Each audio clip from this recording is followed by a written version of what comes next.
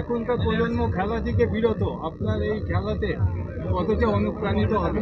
দেখো, আমার চেষ্টা এইটাই আছে কি এই এমএলএ কাপটা না, দেখো আমার প্রচেষ্টা এইটাই কি এমএলএ কাপ প্রথমবার এখানে শুরু করাচ্ছি, এটা বড় একটা মাপে করানো হয়েছে।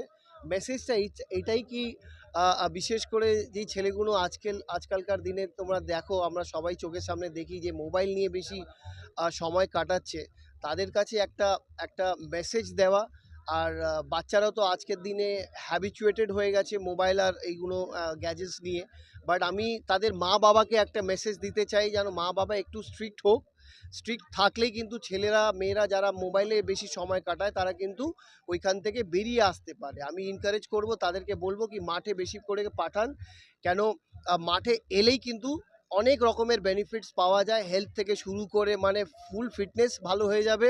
খেলায় কে এগোবে পিছিয়ে যাবে সেটা মূল লক্ষ্য নয়।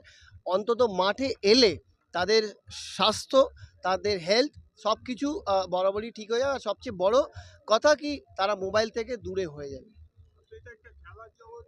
হ্যাঁ, যত আমাদের ক্রীড়া দপ্তর, আমাদের অরূপ বিশ্বাস স্যার সবসময় আমাদের অ্যাথলিটসদের, আমাদের প্লেয়ারদেরকে এগিয়ে রাখে সবসময়। যা দরকার পড়ে সেই জিনিসগুলো করায়। আমাদের রাজ্য সরকারের পক্ষ থেকে বিভিন্ন একাডেমি তৈরি হয়েছে।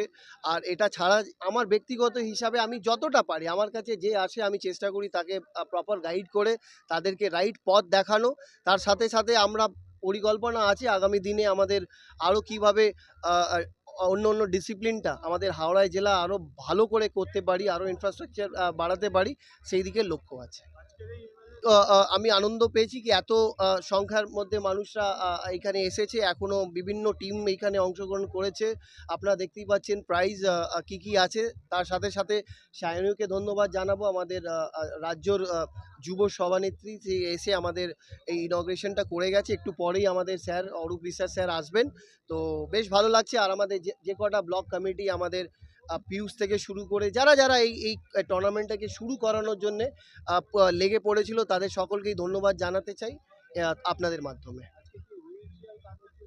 মানে যারা যারা স্পেশাল আছে, যারা হ্যান্ডিক্যাপড আছে, তাদেরকে অবশ্যই আমরা এই মঞ্চ থেকে 4টে আছে আপাতত, 5টা আছে আপাতত। আমরা চেষ্টা করি বিভিন্ন, দেখো সারা বছর কিন্তু বিভিন্ন কর্মসূচির মাধ্যমে মানুষকে পরিষেবা দেওয়ার এই স্বপ্নটা, এই যে উদ্যোগটা আছে, এই লক্ষ্যটা আছে, সেটা আমরা সাইড বাই সাইড করতে থাকি। এটার সাথে সাথে আমরা আরেকটা জিনিস করেছি, এইখানে আমাদের হাওড়া জেলার এত পুরনো যারা টেনিস তারকারা ছিল, যারা রিটায়ার্ড হয়ে গেছে, তাদেরকেও সম্বর্ধনা দেওয়ার একটা পরিকল্পনা আছে। ঠিক আছে।